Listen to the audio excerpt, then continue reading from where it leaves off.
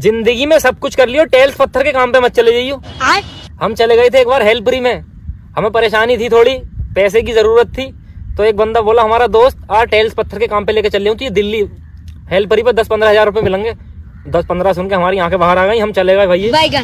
अब जैसे ही हम गए टेल्स के काम पे, लेप पराते ढो रहे हैं, देप पराते ढो रहे हैं, ढुकाइए चल रही है, खूब टेल्स होगी, कोई बात ना।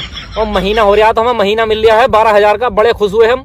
हमने सोचा अब 1 महीना और काटेंगे, पूरे 24,000 रुपए करके घर जाएंगे। अब भैया अगला महीना चढ़ा, उसका पहला दिन हुआ तो हमसे टूट गई टेल्स यार, हमसे एक टेल्स टूट गई, वो 4x2 की